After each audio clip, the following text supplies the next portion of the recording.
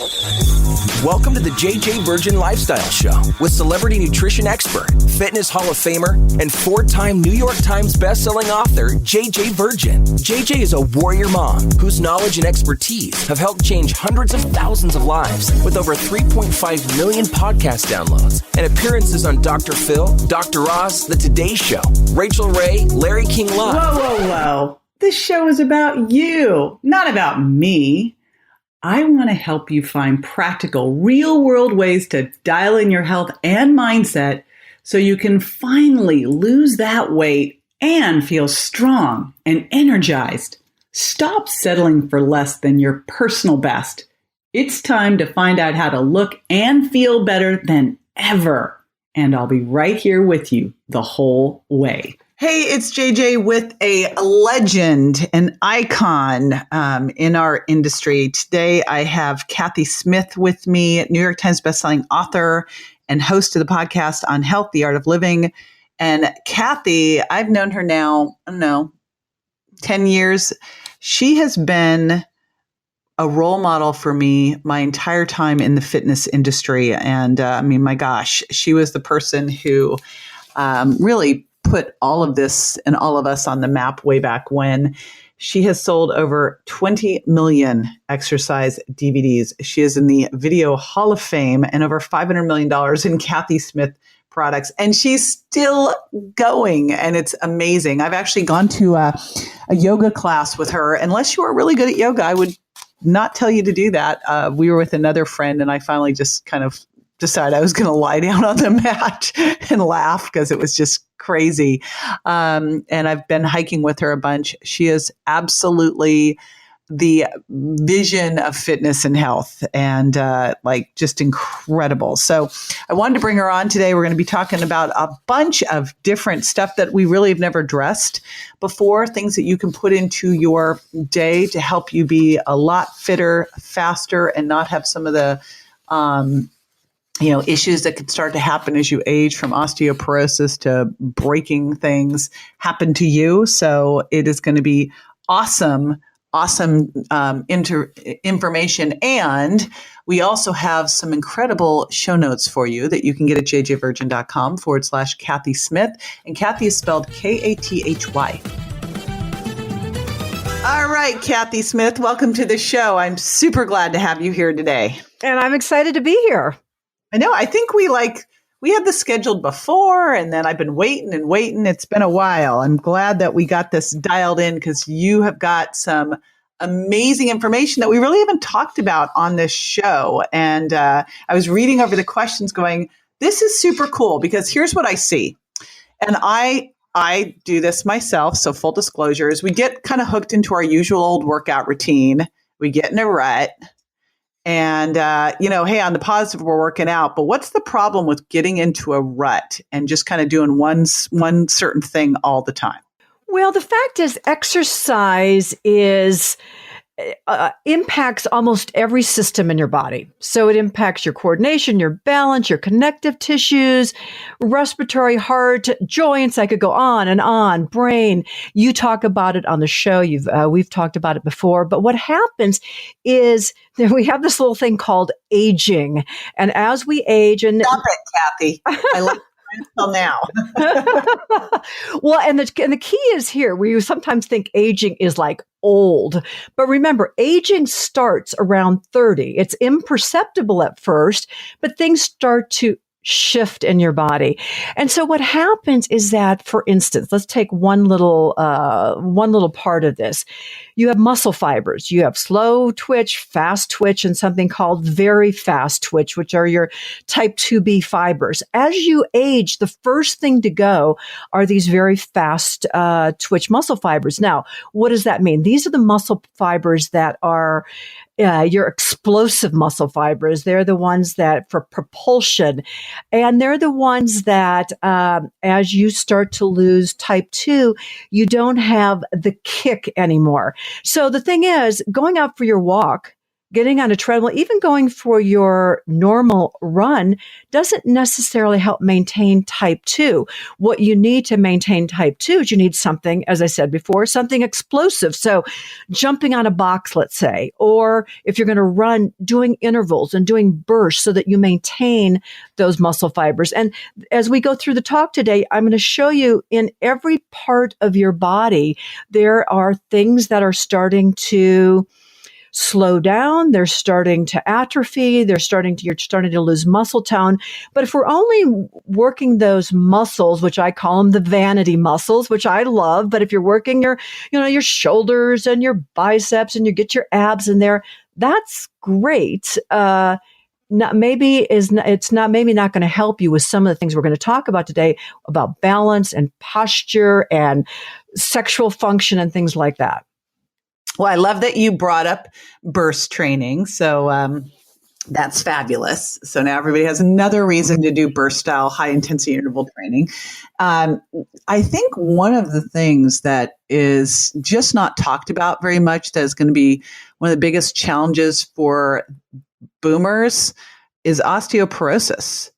And it's one of those things that we should be looking at way sooner and talking about way earlier. And, it's like, I think people get their first bone density test at 50 and you kind of get diagnosed with it. You don't ever want to get diagnosed with this, right? So you want to prevent it before it starts, right? Yes. And it's interesting because I have so many friends who are just turning 50 in their early 50s. And I just had so many calls in the last 6 months. Oh my gosh, I got my DEXA scan. I got my results. I have osteopenia, which is the step before osteoporosis. What should I be doing? And what was interesting, I had a girlfriend in town for Sundance. I live up in Park City, so we have the Sundance Film Festival. She was here. I was listening to her talk to her doctor, and her doctor said, well, here are some things you can do. You can exercise, eat more calcium, giving her kind of the top line stuff. But it was interesting with the exercise. Once again, not all exercise is created equal when it comes to bone density. And what we're finding is to maintain bone density, you need to jar those bones. And when I say jar them, you have to have some impact or what they call G-force. And what they find is, not that your audience is going to understand this, but you need 4.2 Gs or greater to impact your bone. And what does that mean? That's the equivalent of, if you're on a box, a 15-inch box, jumping off that box and boom, that would give you that 4.2 G-force. Or if you're going to run a 10-minute mile. So running a 10-minute mile would also help with that G-force. But again, walking doesn't do it. Swimming doesn't do it. Cycling doesn't do it. Swimming especially, that's like anti-bone density, if anything. I mean, that, you don't have the big jarring force in swimming. So I love that you're bringing this up because what I remember hearing doctors telling my clients was that they had osteopenia, they should go walking. I'm like, no, you need to yeah. That ain't going to cut it, honey. Well, yeah, no, think about it. Just the same way, the same principle holds true for bones as we talk about for muscles. To build a muscle, you need to overload it. You need to stress it. And that stressing breaks it down a little bit and that rebuilding makes it stronger. Well, the same thing with bones, your attachment, your muscles are attached to the bones, through tendons and ligaments, but you need to stress that bone to make it stronger. So that's the way you should think about it. And with everything, what's also exciting about this, I have to tell you, JJ, is that you don't need a lot of everything. So you don't need, they find like 30 seconds a day of something that's high impact on it will help your bones. So once again, we've gotten away from, I need to work out for an hour, or everything we talk about today doesn't mean like, I have to add another 45 minutes to my routine. No, just when you're doing your routine, get the jump rope out and go boom, boom, boom, and do 2 minutes of jump roping. Yep. Simple stuff, fast, easy, but you got to have some little bit of impact there. and load your spine. So let's talk, let's bring up belly fat. I always look at belly fat and say, we got to change what's at the end of your fork. But what else can you do? Because I also see that some of it is just posture. Yeah. And I'm watching now too. And am I missing something, Kathy? It's almost like people are having worse posture. Maybe there's this big emphasis now to have more of a booty, so their posture is even worse. I don't know. Like, what's the deal with having a good core and being able to not let it all hang out? Well, and I know you talk about this all the time, but we have the fat, and we have that subcutaneous fat. We have, the visceral fat, which is the more deadly fat, or that surrounds your organs. So we're going to deal with that fat, and that fat is everything you preach every day, which is mainly happens in the kitchen. It happens with your diet. It happens with, not creating inflammation in your body. So scoot that away for a second, even though that's hugely important. Then you have the muscles, and the muscles that we have that are part of our core, which are the abdominals, the obliques, the transverse abdominis, all these muscles, the muscles in your back. These muscles create that posture you're talking about. Now, one thing that I think is an interesting visual, if you think about your back, you have a spine, and the spine, that's the muscle, that's the only the structure between your rib cage and your pelvis. You have those vertebrae. In the front of your body, you don't have anything except your muscles. You don't have a femur, you don't have a bone, you don't have anything keeping you upright. So think about it. If you don't have a strong core, if you don't work those muscles of your abs, what happens is everything starts to contract, and gravity takes over, and it kind of smushes. If you just think about it, everything starts smushing down, and everything inside gets smushed a little bit. But that's where you start seeing where these you start to droop forward, and people lose their muscle tone, and the belly just starts to hang out. Now, on men, you think about it like that beer belly with the extra fat. On women, especially after they have their baby, and if they haven't learned how to engage those muscles, especially the muscles of the lower abdominals, then they're kind of destined to this poor posture. So one of the things I just do, even when I'm sitting, like I'm sitting down right now, leaning forward ever so slightly, getting your weight. I mean, we talk about having your weight on your sit bones, which, put your hands underneath your butt and find those two little bones, sitting on top of those, but sitting forward of those. So I'm actually on the top of my hamstring. What happens is people usually do the opposite. They lean back and they round their backs, and they sit on the back of their tailbone. So that simple thing of sitting upright and maintaining the natural curve in your lower back and your lumbar region can really help you work on those abdominals all day long. So it's going to the gym's great. Dropping down, giving me a plank, giving me 100, crunches or whatever.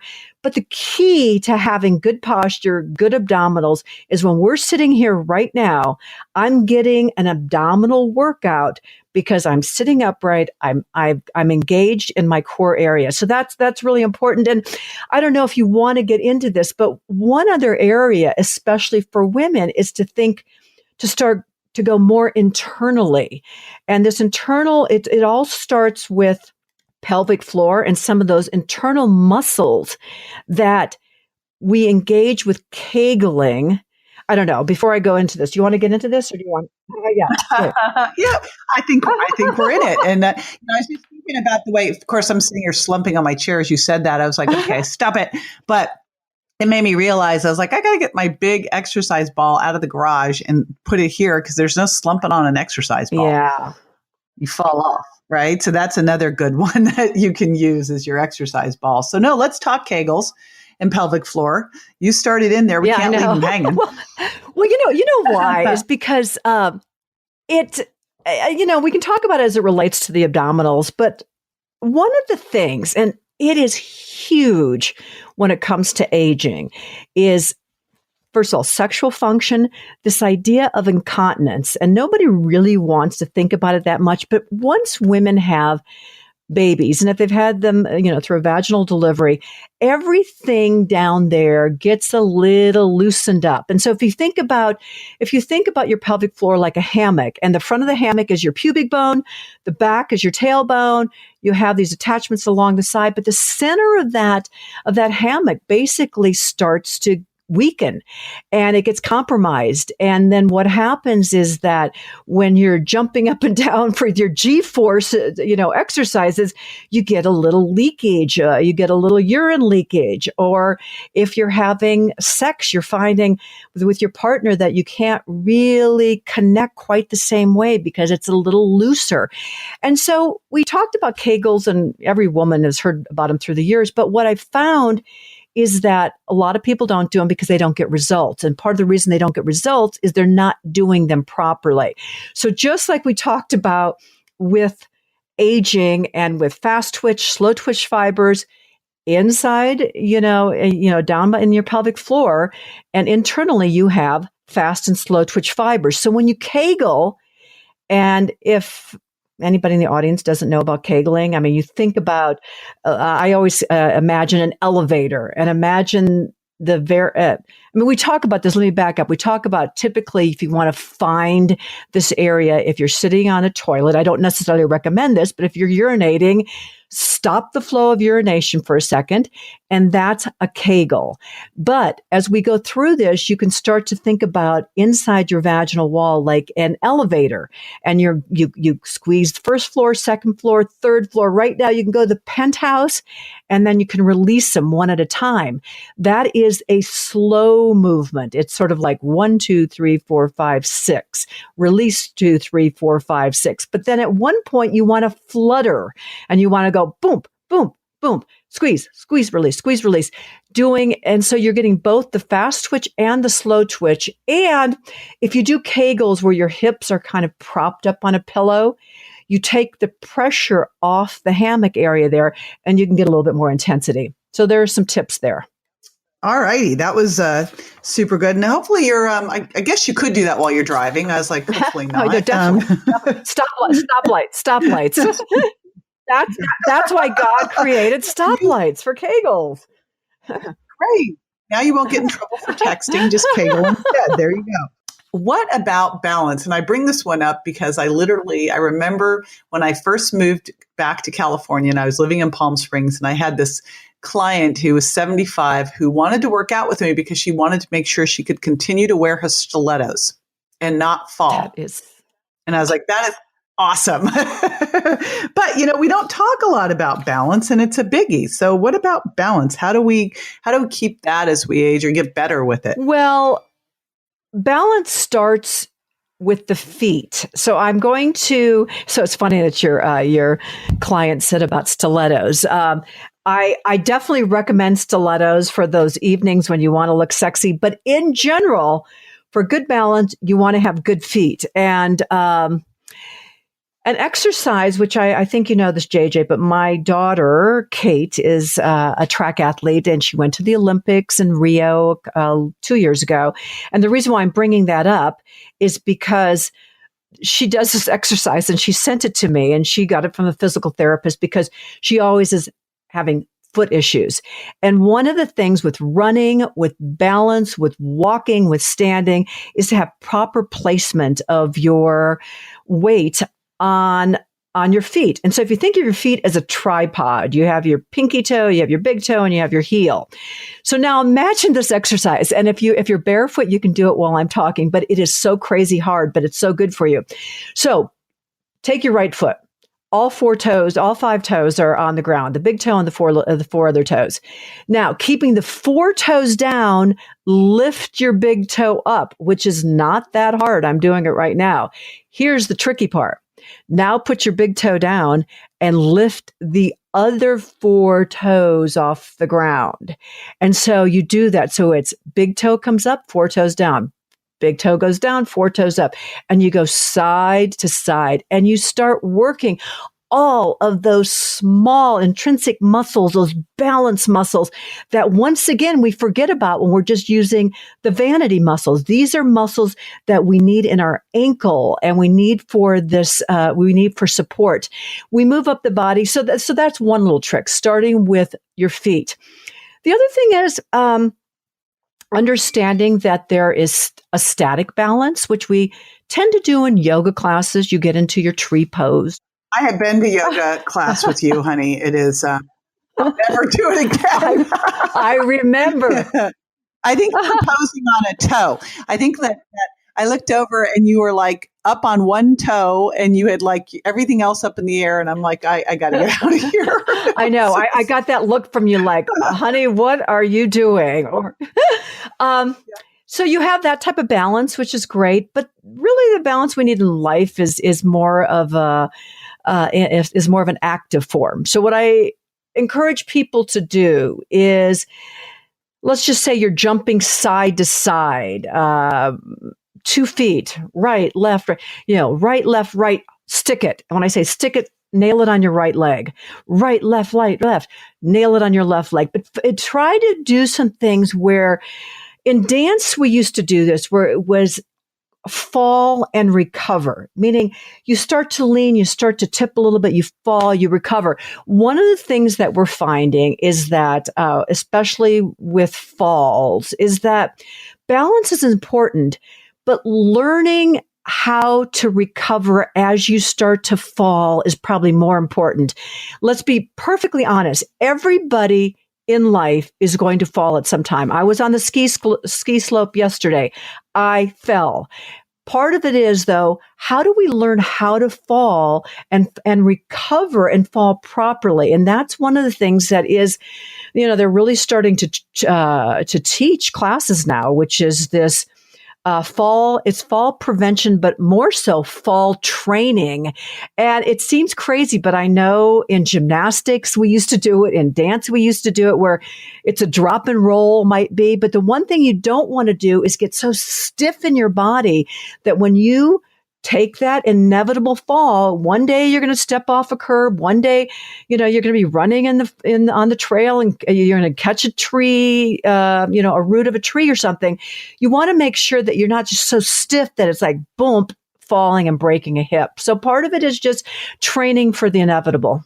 You've just brought up so many things that you just never think about. And the problem is you don't think about them until they're an issue, and they're easy enough just to incorporate into your daily routine. So it's just fantastic. Now I want to bring that up because what I'd love to know is what's one thing you do every day, Kathy, in your daily routine, one thing that you feel like just, you got to do it. It makes a big, massive difference in your life. I do something called an energization exercise. And part of this is turning on, going up my body, starting at my feet. And it takes me 2 to 3 minutes, but I do it in the morning. I can be making tea, starting the teapot or whatever. But the idea is activation. Activation is a key that people don't understand. I used to go through when I would teach, I would say, okay,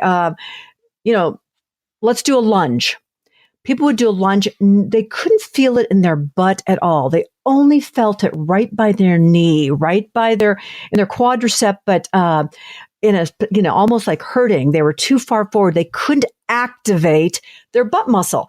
So part of the thing about activation is you got to learn, because remember, you have the muscle, but the muscle is innervated with a nerve. If you can't get the nerve to fire and say, I want the glute on. So what I do is I go up. Okay, let me tell you what I do. I go, and it's just a 10-second on, 10-second, well, it can be 5. It's 5 seconds up, 5 seconds down, total of 10 seconds. So right foot, left foot. And I isolate right calf, left calf. And when I say right calf, I'm going, just the right calf, squeeze, tighten, almost to spasm and release. Then the left, but not incorporating your glute or anything else. You go up to the quad, the glute, the abs, the chest. You go all the way up the body. And what this does, and it's part of it also just an Eastern discipline that I use, Eastern philosophy. And this is just bringing chi or energy throughout your body. And it's just my wake up. I wake up like that, but I notice that it turns everything on, makes me, and just makes me more aware of how I'm standing, sitting, and everything else throughout the day. So that's my one little trick. All right. Of many that you've shared today. And I know that you've also got a fun little quiz for everybody. We always do great gifts, and you have got and I mean, you definitely have endless energy. I'll never forget. I've now had the chance to go on a couple different hikes with you, and man, I always get a good night's sleep before. So tell us about this endless energy quiz that everyone can grab at jjvirgin.com/Kathy Smith. That's Kathy with a K, Kathy.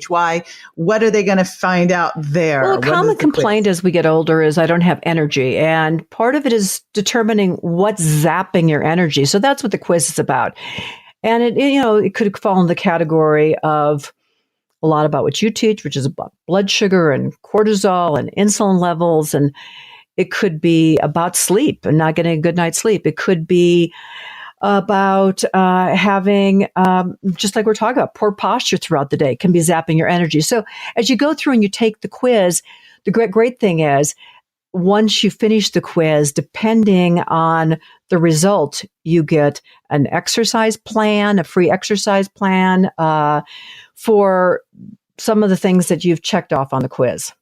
All right. Awesome. So you can grab that quiz at jjvirgin.com/Kathy Smith. And Kathy, as always, it's awesome. What we got to do is we've got to get in the same place at the same time and do like a Facebook Live, do some videos for everybody. Because, I think we were all sitting here trying to move around while you were describing it. We got to do some video. So now after the break, I'll be answering a listener's questions. So stay with me.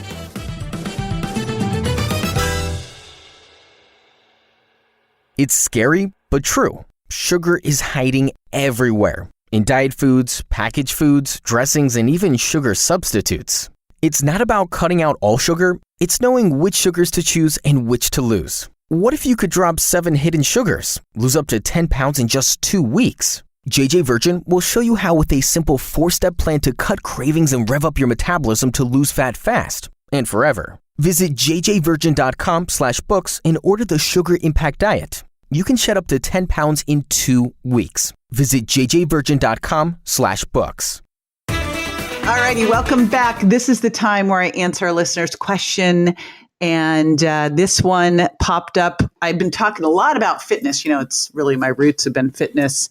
Then I got obsessed with nutrition. But the bottom line is you can't exercise away a poor diet. But when you put a good diet and great exercise together, the results are exponential.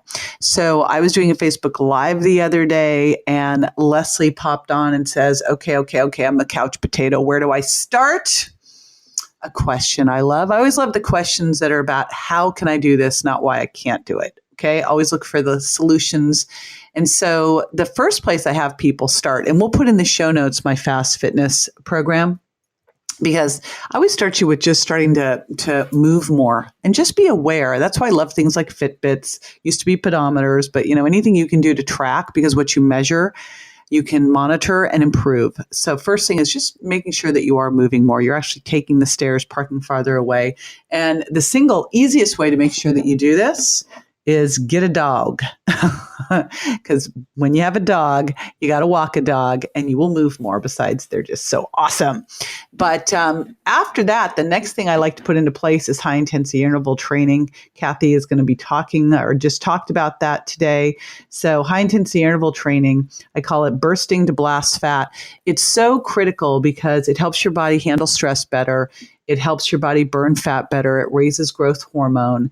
And it helps you feel better, have a better mood. It boosts your endorphins. So I just teach you how to do that in my fast fitness program. And we'll also do a link to either one of my blogs or a video on how to burst, because it's very simple and it only takes a couple minutes a day, a couple times a week. So if you're sitting here listening, going, yeah, I'd love to exercise, but I don't have time. Oh, I've got you covered here, because literally it only takes a couple minutes and it can make a major impact. So that's where I like to start.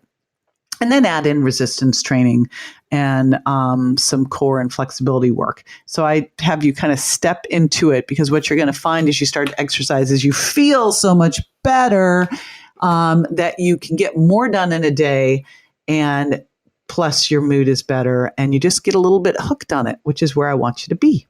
All right, I'm hooked on the fabulous little comments that you guys post on iTunes, and the whole team reads them. We love them. Makes us all feel so good. We know we're out there doing something good for the world. And I just want to thank Boy11 from Canada, who said, amazing, 5 stars. JJ's information will be life-changing for you. I really appreciate that, because I know that when other people see these testimonials, they are more likely to tune in. So not only are you making all of us feel good, you're doing something good out there in the world, helping us help 1 billion people take personal responsibility for their health and feel better. And one of the big things that I've always wanted to do is make information super easy and accessible, so that you have no reason for not jumping on board. So there you go. If you're compelled to leave a review, we thank you in advance. All you need to do is pop on over to iTunes. And I will see you next week. Bye. That's all for this episode of the JJ Virgin Lifestyle Show, which marks another step towards a healthier body and mind. Don't forget to rate, review, and subscribe to the show, and we'll talk to you next week.